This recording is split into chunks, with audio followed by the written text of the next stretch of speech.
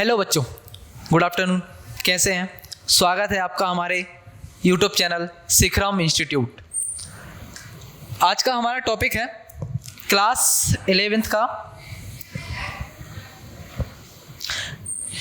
Class 11th unit 1 और chapter भी हमारा 1 ही है।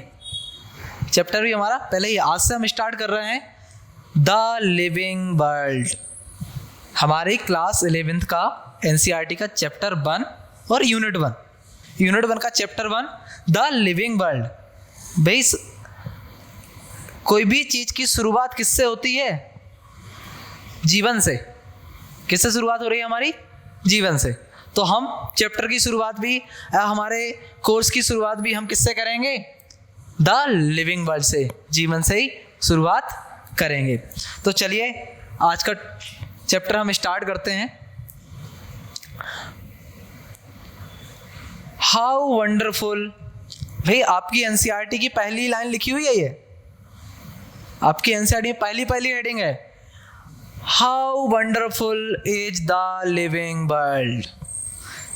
हमारा जो जीव जगत है वो कितना सुंदर है, कितना खूबसूरत है, कितना खूबसूरत है। देखो भाई, ये दिख रहा है जंगल, ये देखो भाई कितना मनमोहक लग रहा है। ये देखो हमारा ओशियन, हमारा समुद्र। भाई साहब क्या बात है। अरे रेगिस्तान को भी देख लो भाई, कितना अच्छा रेगिस्तान है। और ये इसकी तो बात ही मत करो भाई, क्या बर्फ की चादर बिछी हुई है, क्या कितना मनमोहक। How wonderful is the living world. पर आपको पता है क्या, इसमें कितनी डाइवर्सिटी छिपी हुई है, कितना जीवन छिपा हुआ है। ये खूबसूरत सा दिखने जाने वाला जंगल, इसमें कितनी खतरनाक, वो कितनी अच्छी प्रजातियां हैं। ये सफेद चादर ओढ़े हुए हमारे पर्वत कितने सुंदर हैं, लेकिन इनमें भी जीव रहते हैं। ये हमारा रेगिस्तान जहाँ का टेम्परेचर 50 के ऊपर ही है भाई, फिर भी यहाँ जीव रहते हैं। देखो दिख रहा है यहाँ पे कुछ हरा हरा। तो हमारा जो जीव जगत है, हमारा जो संसार है वो कितना खूबसूरत है, ये हमारी एनसीईआरटी बताती है भाई। तो अब चलिए हम शुरू करते हैं हमारे इस वंडरफुल वर्ल्ड को, वंडरफुल लिविंग वर्ल्ड को। तो सबसे पहले शुरुआत होती है भाई, हाउ वंडरफुल लिविंग वर्ल्ड, कितना मनमोहक संसार हमारा, ये जीव जगत। तो जीव कौन है भाई? जीव कौन है? What is living? What is living? जीव क्या है? क्या ये कुर्सी जीव है? क्या ये जीवित है?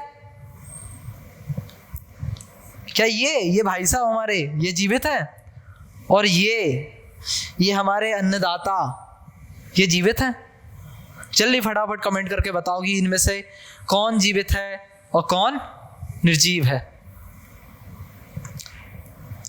तो पेड़ भाई, पेड़ हमारे क्या हैं?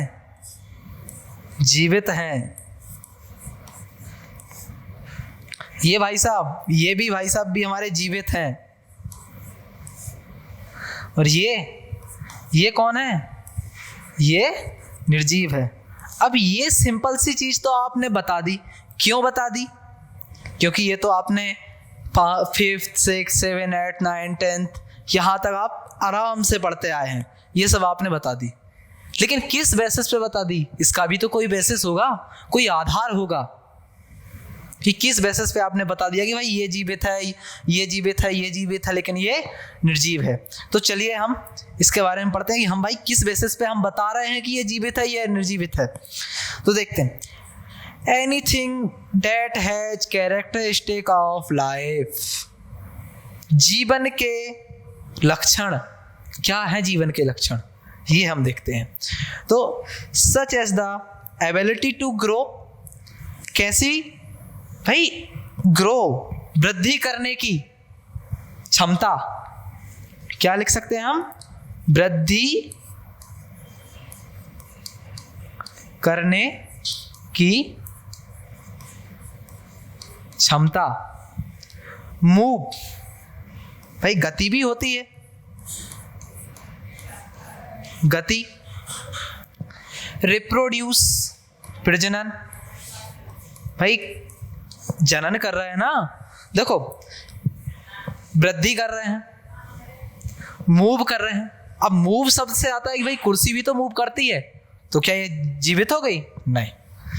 ये भी तो भाई कुर्सी के साइज भी तो अलग अलग होते हैं, कुर्सी भी छोटी बड़ी होती रहती है, तो क्या जीवित है? नहीं। रिप्रोड्यूस, प्रोड्यूस, प्रजनन, भाई बड़ी इंपॉर्टेंट चीज है। जनन, अगर आज आप यहां पढ़ रहे हैं या मैं पढ़ा रहा हूं, तो वो किस चीज की वजह से? प्रजनन की वजह से। रेस्पायर, भाई श्वसन कर रहे हैं, क्या ले रहे हैं? सांस ले रहे हैं भाई, सांस। मैं सांस ले रहा हूं, छोड़ रहा हूं, या कुर्सी सांस ले रही छोड़ रही? नहीं। अब बात आई भाई पेड़ कैसे सांस लेते हैं? पेड़ भी सांस लेते हैं, कैसे लेते हैं? तो इसको भी आप पढ़ेंगे, बड़े डिटेल में पढ़ेंगे भाई, वो मेरे साथ ही पढ़ेंगे आप। मैं खुद पढ़ाऊंगा कि पेड़ कैसे सांस लेते हैं। भाई इसका तो माना कि ये अपने नाक से सांस ले रहा है, लेकिन ये कहाँ से सांस ले रहा है? सब पढ़ेंगे हम, बड़ी डिटेल में पढ़ेंगे।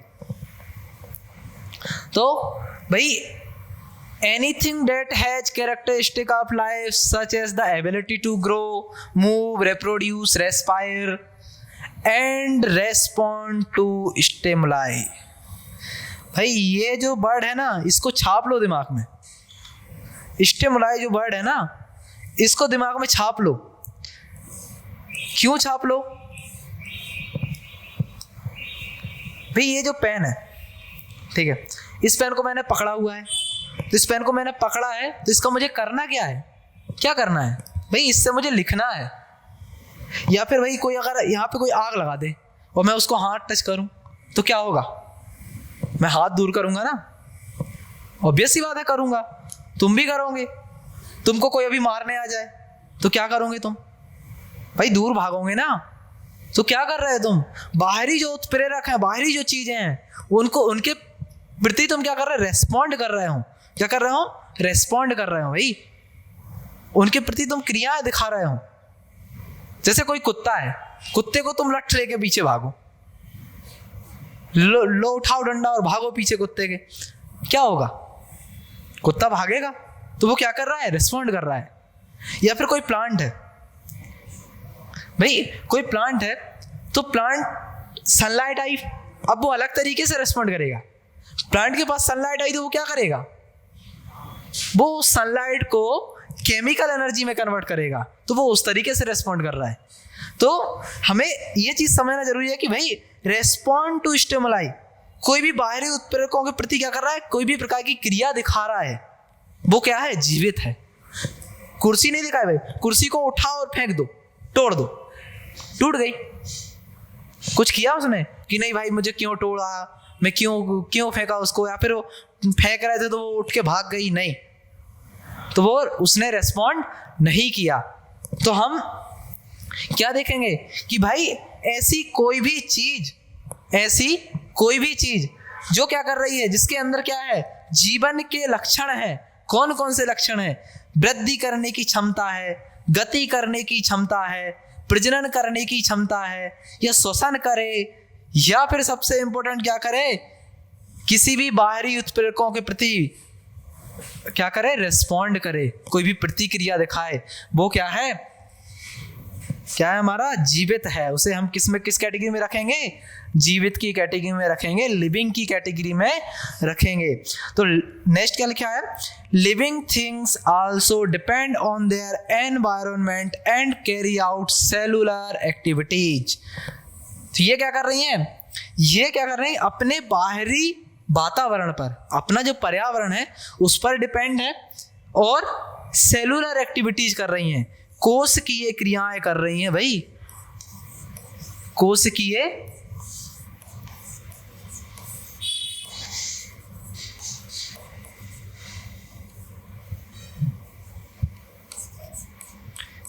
क्रियाएं कर रही हैं भाई। Some fundamental characteristic of life include metabolism, cellular organization and consciousness. ये वर्ड भी कभी कभी बहुत ज्यादा पूछा जाता है, कॉन्शियसनेस, सचेतता। क्या है? सचेतना या सचेतता। सचेत कौन है? जो क्या कर रहा है। देखो जो वर्ड हमने ऊपर पढ़ा था ना, उसी वर्ड का यहाँ पे आ गया भाई। कॉन्शियसनेस मतलब किसी भी बाहरी चीज के प्रति क्या करे, रेस्पॉन्ड करे, तो वो क्या है? सचेत है। जैसे हम अगर आग लगी हो, हम उसमें जल रहे हो तो हम हाथ दूर कर लेंगे। कोई हमें मारने आ रहा है तो हम भागने लगेंगे या उसके प्रति रेस्पॉन्ड करेंगे ना। तो ये सब क्या है? एक कॉन्शियसनेस का एग्जाम्पल है भाई, कि कॉन्शियसनेस, सचेतता। तो ये तो हो गया भाई हमारा लिविंग। तो लिविंग क्या है? जिसके अंदर जीवन के लक्षण है। अब वो जीवन के लक्षण कौन कौन से हैं? ग्रो कर रहा है वो, मूव कर रहा है वो, रिप्रोड्यूस कर रहा है वो, रेस्पायर कर रहा है वो रेस्पॉन्ड टू स्टिमुलाई कर रहा है, या उसके अंदर कोई भी किसी भी प्रकार की सेलुलर एक्टिविटीज हो रही हैं, जैसे कि किसी भी प्रकार की मेटाबॉलिज्म क्रियाएं हो रही हैं, वो सब क्या है?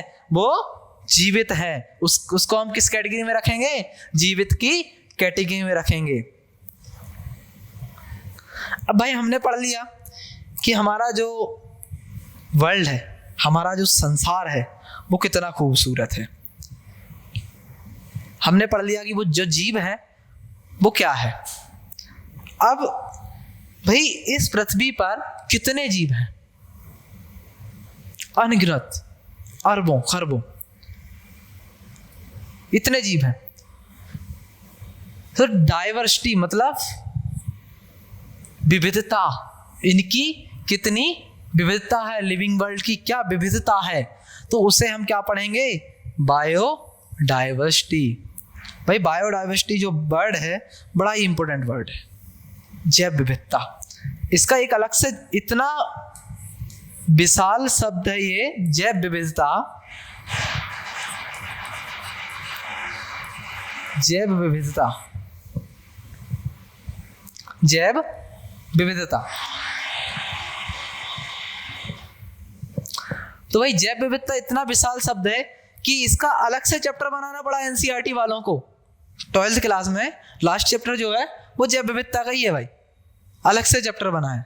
अब ठीक है, 12th एनसीईआरटी ने तो बना दिया अलग चैप्टर, लेकिन क्या आपको पता है इससे लोग एमएससी करते हैं, पीएचडी करते हैं भाई। इस बायोडाइवर्सिटी शब्द से, इससे पीएचडी करते हैं बंदे। तो समझो कितना विशाल शब्द है ये। तो इसको हम पढ़ेंगे। तो क्या है भाई विविधता? तो विविधता को हम देखेंगे, it is also known as biological diversity. भाई इसे हम क्या बोलते हैं? जैविकीय विविधता भी बोलते हैं। जैविकीय विविधता मतलब जीव, इस पृथ्वी पर, इस नेचर में जितने भी जीव पाए जा रहे हैं सबकी विविधता को हम क्या बोल रहे हैं? जैव विविधता। Is the variety of life on earth. देखो जो बात मैं बोल रहा था वो लिखा हुआ है यहाँ पे। क्या लिखा है? कि पृथ्वी पर पाए जाने वाली वैरायटी, ठीक है, अलग अलग जातियां, इंक्लूडिंग ऑल प्लांट्स, सारे के सारे इस पृथ्वी पर जितने भी प्लांट्स पाए जा रहे हैं सबको किसके अंदर रखा गया है? बायोडाइवर्सिटी के अंदर रखा गया है। एनिमल्स, जितने भी जंतु पाए जा रहे हैं सबको किसके अंदर रखा गया है? बायोडाइवर्सिटी के अंदर रखा गया है। माइक्रो ऑर्गेनिज्म, जितने भी सूक्ष्म जीव इस पृथ्वी पे है, चाहे वो बैक्टीरिया हो, फंजाई हो, वायरस हो, कुछ भी जो क्या है जीवित है, उसको किसके अंदर रखा गया है? बायोडाइवर्सिटी के अंदर रखा है। And the ecosystem they create. Ecosystem ये भी अलग से चैप्टर है भाई। इकोसिस्टम 12th क्लास का एक अलग से चैप्टर है। इकोसिस्टम मतलब क्या हो रहा है? इकोसिस्टम कोई भी जीव है जिसके जैविक और अजैविक घटक हैं प्रकृति के, वो सब क्या कर रहे हैं? आपस में क्रियाएं कर रहे हैं। इसे क्या बोल रहे हैं हम? इकोसिस्टम। इसको हम डिटेल में पढ़ेंगे 12th क्लास में, बने रहिए मेरे साथ।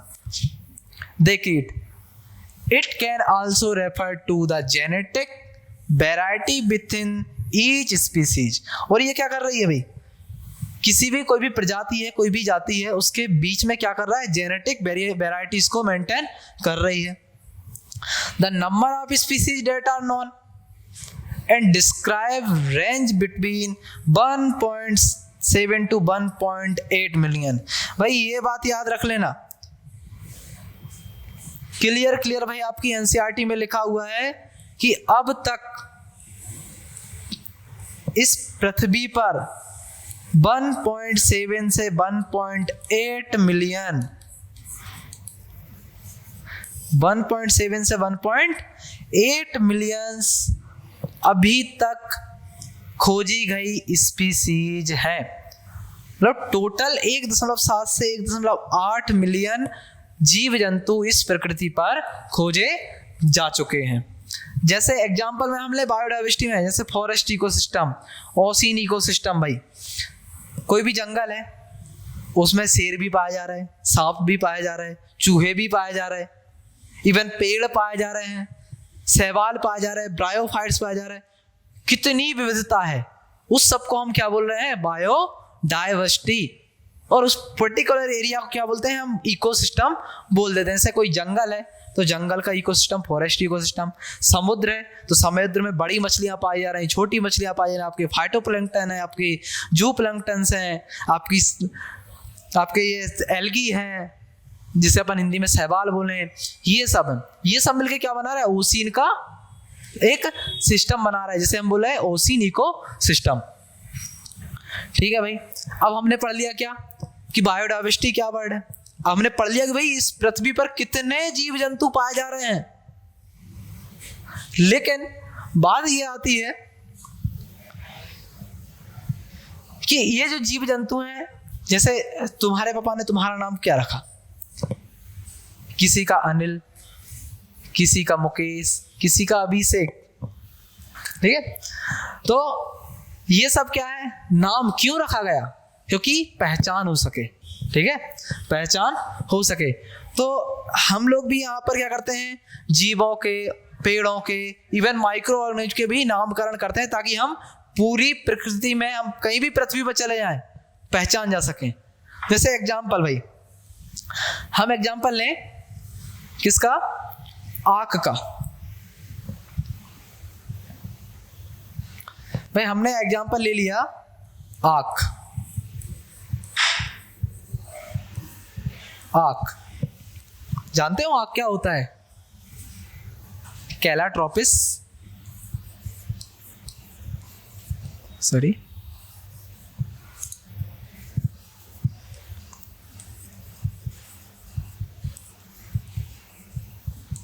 कैलाट्रोपिस।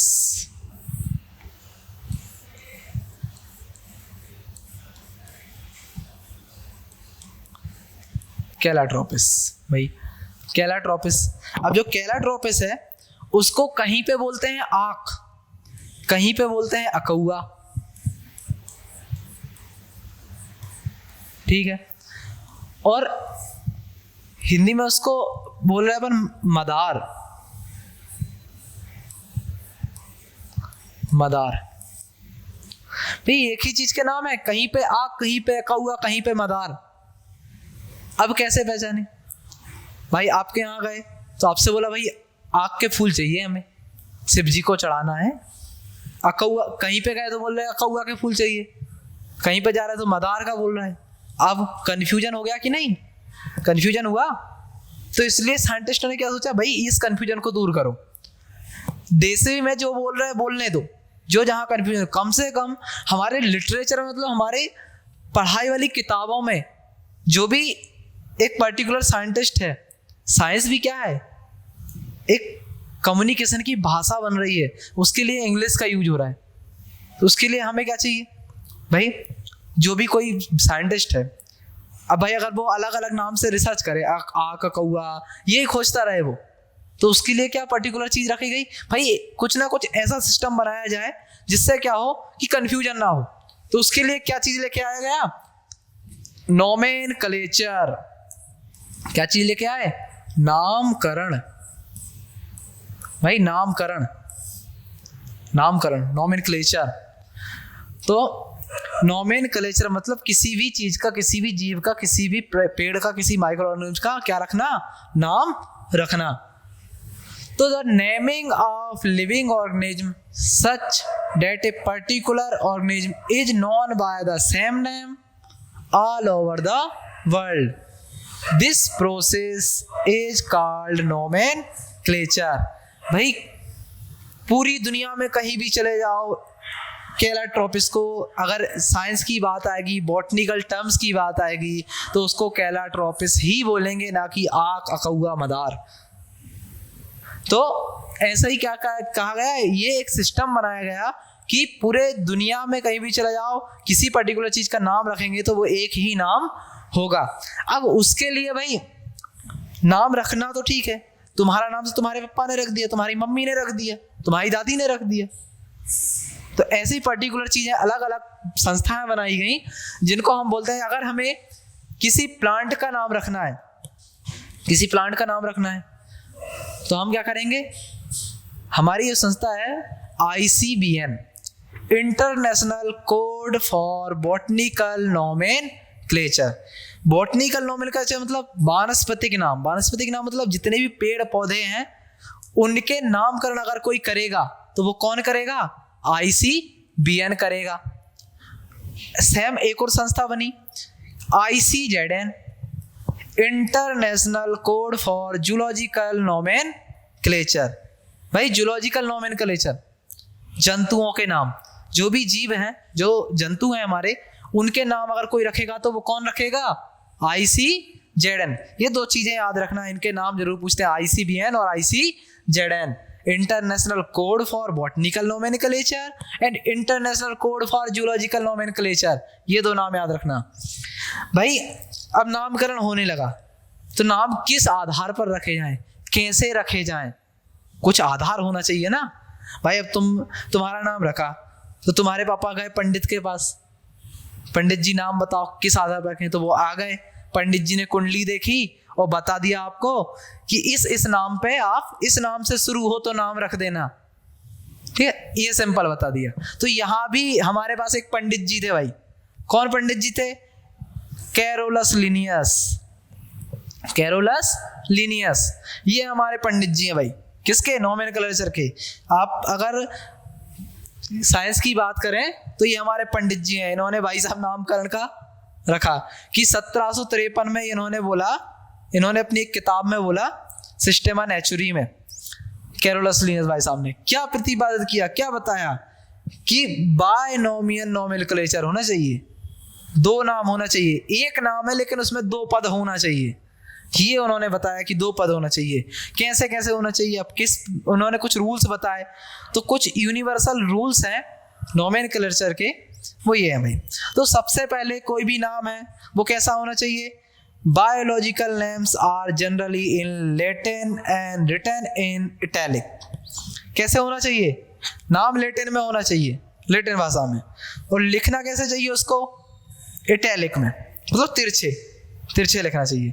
दे आर लैटिनाइज्ड और derived from Latin irrespective of their origin. मतलब वो कहाँ से उत्पन्न हुए हैं उसके रेस्पेक्ट में उनको कैसा लिखना है, हमें लैटिन भाषा में लिखना है और इटैलिक करके लिखना है।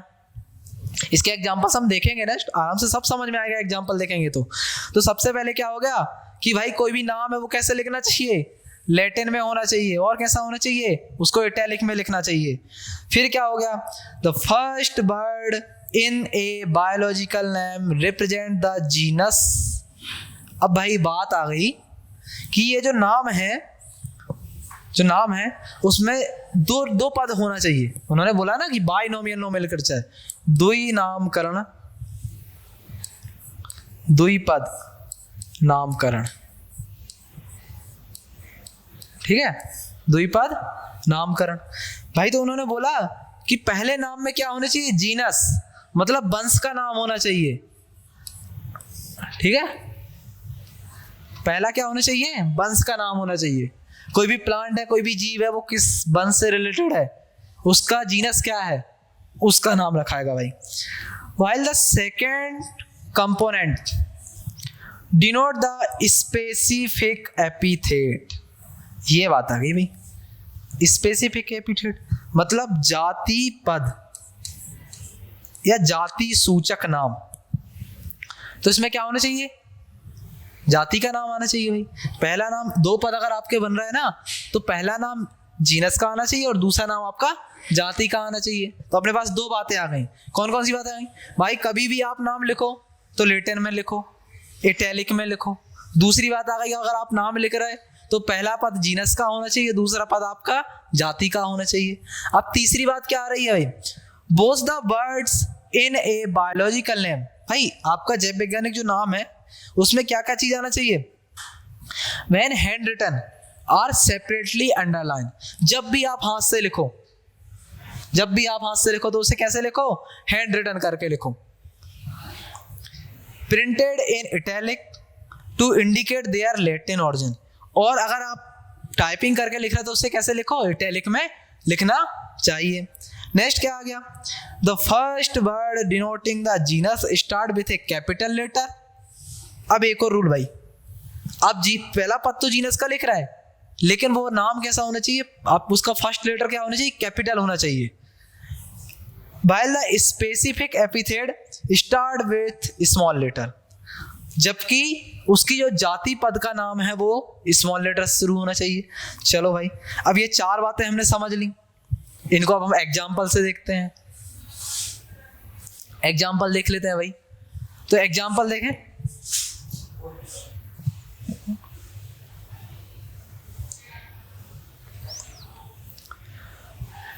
भाई अब हम देख लेते हैं इसके एग्जाम्पल। तो सबसे पहले होमोसेपियंस। भाई होमोसेपियंस, अरे होमोसेपियंस, तुम ही होमोसेपियंस, होमोसेपियंस। तो the scientific name of humans, किसका नाम है, होमोसेपियंस। बहुत पढ़ा होगा, पहले यही पढ़ाते हैं, होमोसेपियंस होमोसेपियंस होमोसेपियंस, ठीक है। तो होमोसेपियंस, अब देखो वो तो ठीक है हमने देख लिया, लेकिन यहाँ पे जो हमारे चार हमारे रूल्स थे, यूनिवर्सल रूल्स थे क्या वो फॉलो हो रहे हैं या नहीं, देखते हैं भाई। होमोसेपियंस, दो पद हैं इसमें, एक हो गया होमो, दूसरा हो गया सेपियंस। तो पहला पद क्या होना चाहिए, जीनस का, जीनस, भाई जीनस ही है। सेपियंस दूसरा क्या होना चाहिए, स्पीसीज का, ठीक है। तो दूसरा स्पीसीज का हो गया भाई। तो होमो कौन है, होमो ह्यूमन जो है, ह्यूमन का जो जीनस है वो क्या है, होमो है, और उसकी स्पीसीज क्या है, सेपियंस है। तो होमो सेपियंस दोनों को मिला के उसका नाम हो गया। भाई इटैलिक में लिखा है और लैटिन भाषा में है, ठीक है। नेक्स्ट हम देखें पैंथेरा टिग्रिस, ये किसका नाम है, ये हमारे भाई साहब टाइगर, ठीक है, टाइगर भाई साहब का नाम है पैंथेरा टिग्रिस। इनका पैंथेरा जो है वो जीनस और टिग्रिस क्या है, टिग्रिस इनकी स्पीसीज है भाई साहब। सेम आ गया हमारा आम। भाई scientific name of the mango is Mangifera indica, Mangifera indica, ये इसका जीनस हो गया और ये इसकी स्पीसीज हो गई। लिखे कैसे हुए हैं, ये लैटिन भाषा में है और कैसे हैं, इटैलिक में लिखे हुए हैं। तो ये हमारे कुछ एग्जाम्पल हो गए। यहाँ पे इस रूल, इन चार रूल के अलावा कुछ रूल्स और हैं, जिसमें एक रूल है कि भाई name of the author appears of the specific epithet at the end of the biological name and the end is written in an abbreviated form। जैसे भाई ये क्या बोल रहे हैं कि जिसने भी इस चीज की खोज किया, जिसने भी इस नाम को रखा, ठीक है, तो उसको क्या, उसके ऑथर का नाम भी हम इसमें लिखेंगे। जैसे यहाँ लिखा हुआ है कि मैंगीफेरा इंडिका, एब्रीविएटेड फॉर्म में लिखा है LNN, लिन। तो ये किसको प्रदर्शित कर रहा है, ये हमारे लीनियस साहब को बता रहे कि भाई इनका नाम किसने रखा था, लीनियस ने रखा था, मैंगीफेरा इंडिका लीनियस। ऐसे कई सारे रूल्स हैं, इसकी एक पूरी संहिता बनी हुई है, एक पूरी बुक बनी हुई है। भाई अब हम नेक्स्ट देखेंगे क्वेश्चंस। ये बड़ी चीज, बड़ी जरूरी चीज है भाई, ठीक है। तो ये 5 क्वेश्चंस हैं, फटाफट इनको देख लो और इनके आंसर्स आप फटाफट कमेंट में बता देना है। तो फर्स्ट क्वेश्चन है, what is nomenclature, what is nomenclature. भाई नोमेनक्लेचर क्या है, तो genus name is written after species, genus and species name are written in italic, genus and species have the same name, the first letter of genus and species name is capital. भाई इसका answer फटाफट comment में बताओ जल्दी। Second question हमारा, binomial nomenclature was given by, तो द्वि नामकरण पद्धति किसने दी थी, किसने दी थी? हमारे पंडित जी का नाम क्या है भाई, फटाफट कमेंट में बता देना। Linnaeus, Hugo de Vries, John Ray या हक्सले, फटाफट कमेंट में। The scientific name of mango, भाई scientific name of mango, mango का साइंटिफिक नेम क्या है? Mangifera indica, Mangifera indica, Mangifera indica या मैगीफेरा इंडिका, फटाफट क्या होगा? चलो एक आंसर मैं बता देता हूँ भाई। हमारा जो क्वेश्चन है वो कैसे घुमाया गया है, देखो यहाँ पे मैगीफेरा इंडिका जीनस का नेम और स्पीसीज का नेम कैसे लिखे हुए हैं, लैटिन में है और इटैलिक में है, ठीक है भाई। ये कैसे हैं, ये भी जीनस का नेम, ये भी स्पीसीज का नेम, लेकिन कैसे लिखे हैं, सीधे लिखे हैं। और एक और गलती क्या है, इसमें ना स्पीसीज के नेम में आई कैपिटल है, तो ये तो हमारा गलत हो गया। मैगीफेरा इंडिका, अब भाई लिखा तो सही है, ठीक है, लेकिन इटैलिक में नहीं है, ना ही लैटिन में लिखा है लेकिन इटैलिक में नहीं है, भाई ये भी गलत हो गया। अब आ गए हम यहाँ पर, भाई ये नाम सेम है, इटैलिक में भी लिखा हुआ है, लेकिन गलती क्या है, इसका आई स्पीसीज का कैपिटल है, तो ये भी गलत हो गया। तो हमारा आंसर सही क्या है भाई, मैगीफेरा इंडिका। चलो इसका नाम फटाफट बता दिया, इसका नाम आ गया हमारा लिनियस, और इसमें क्या आ गया हमारा, what is nomenclature, genus name is written after species, गलत भाई, वंश का नाम जाति के बाद ही नहीं लिखते। Genus and species name are written in italic, भाई ये बात तो सही है। Genus and species have the same name, no, the first letter of genus and species name is capital, ठीक है। और क्वेश्चंस बाकी क्या? दो क्वेश्चंस थे बस, ये क्वेश्चंस देख लो फटाफट। The defining characters of living being is, तो क्या है भाई डिफाइनिंग कैरेक्टर, हमने देखा था, फटाफट क्या देखा था हमने defining character, they respond to external stimuli, और ICBN का पूरा नाम क्या है, International Code of Botanical Nomenclature, sorry यहाँ पे आएगा फॉर बॉटनिकल नोमेनक्लेचर।